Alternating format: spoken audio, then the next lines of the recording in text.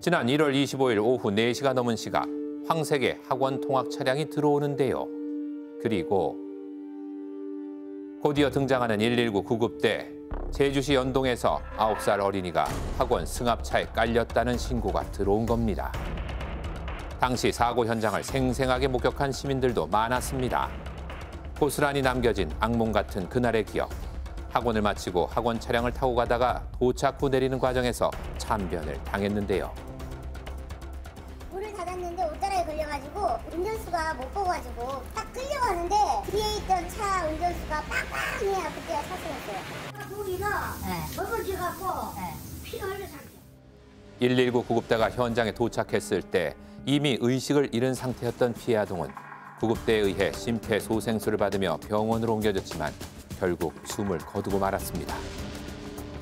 승합차에서 내리는 과정에서 외투 옷자락이 차문에 끼어 넘어지게 된 아이. 운전사는 차문이 닫힌 소리만 듣고 서둘러 출발했는데요. 결국 차량에 깔려 목숨을 잃은 아이. 당시 아이를 도울 수 있는 동승자는 없었습니다. 해당 학원의 운전사는 2015년부터 6년 동안 동승자 없이 통학 차량 운행을 했다고 밝혔습니다. 동승자가 있어야 한다는 말은 들었지만 법규상 의무인지는 몰랐다는 학원 원장. 동승자 교육을 이수했던 사람은 바로 해당 학원 원장이었습니다. 동승자를 따로 고용하지 않고 자신으로 등록했던 원장.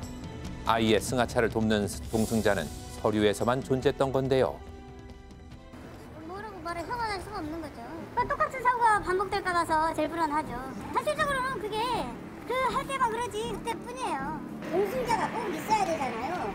근데 원래 법으로 정해져 있는데 이제야 새삼스럽게 지나가다 보면 동승자 이렇게 있는데 선생님도 안 끼어있고 맨날.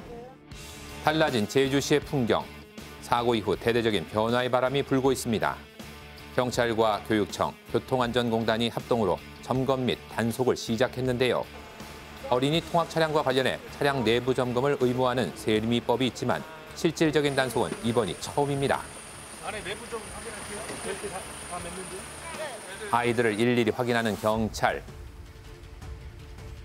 좌석 안전띠의 구조는 어린이의 신체 구조에 적합하게 조절될 수 있어야 하는데요. 어린이 통학버스는 도로교통법에 따라 어린이 운송용 승합 자동차의 구조를 갖추고 있어야 합니다. 정지 표지 작동 여부하고요. 어린이 보호 표시 등 작동 상태하고 이제 보조 발판이 제대로 나오는지 그거 확인한 겁니다.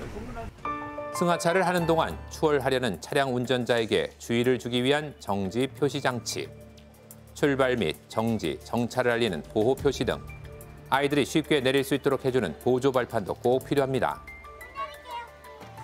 하지만 보이지 않는 보조 발판, 작동이 안 되는 걸까요? 자동으로 나오지 않는 보조 발판. 이게 애기들이 부딪혀가지고 저희가 넣고 있어요. 보조 발판은 자동 돌출 작동 시 어린이의 신체에 상해를 주지 않도록 유의해야 합니다. 꼼꼼히 점검하는 경찰. 어린이 승합차를 보면 서행하는 등 다른 차량들의 주의도 필요합니다. 어린이 통학버스를 운영하려는 사람은 신고 증명서를 발급받아야 하는데요. 운전사에게 다가간 경찰. 무슨 문제가 있을까요? 해야 되는데 그냥 다니는 거예요. 그러니까 다 작동은 다 세트로 안 돼요. 단속 후 한국교통안전공단에서는 차량을 꼼꼼히 점검합니다. 뒷면 창유리 중앙 하단에는 어린이 표시 장치도 부착하고요. 점검 및 단속에 대한 안내를 마친 경찰. 또다시 어린이 통학 차량을 발견했는데요. 어린이가 학원차를 타는 동안 어디에도 동승자는 보이지 않습니다. 어린이가 차를 다 타고 나서야 밖으로 나오는 학원 차량 운전사. 아이가 먼저 들어가면 안 되잖아요. 여기 전에 아이가 열어보니까 여기 열어야 돼. 열지 말라 했는데 여기 이제 열어보니까 정부에서 그렇게 있습니까? 보호 동승자가 없었던 학원 차량. 경찰은 운전자의 면허증부터 확인하는데요. 그 학원 차량은 동승보호자 의무로 둬야 되잖아요. 지금 동승보호자 없을 때는 기사가 내려서 아니요. 학원 차량 그거는 체육시설 모든 차량일 경우에는 그거를 3년 동안 유예해가지고 2022년 올해 11월 26일까지 운전자가 내려가지고 승하차를 시켜줄 수 있어요. 체육시설. 학원 차량은 의무적으로 동승보호자. 교육청에서 지침 내려올 때 학원 차량도 그렇게 하면 된다고 해가지고 동승보호자 동승 의무를 위반을 하셨어요. 일단은 조사를 받으셔야 될 것 같고요. 동승자를 두지 않는 경우 어린이 통학버스 관련 의무 규정과 도로교통법 위반 행위로 형사처벌 대상이 될 수 있습니다. 이 제일 혼선하는 게 이 교습소죠. 폐호 유치원법으로 해서 우리 교습소가 추가 시설로 돼 있는데 이 학원이나 교습소의 형태가 뭐 교육청에서는 뭐 딱히 딱 알 수 있지만은 일반인들이 볼 때는 학원하고 교습소의 차이를 잘 모르거든요. 이 전체 이제 우리 어린이들이 통학 차량으로 이용하는 차량에 대해서는 의무적으로 어린이 통학버스 신고를 해서 자동차 안전 기준에 맞는 장치들을 전부 다 구비해야 되고요.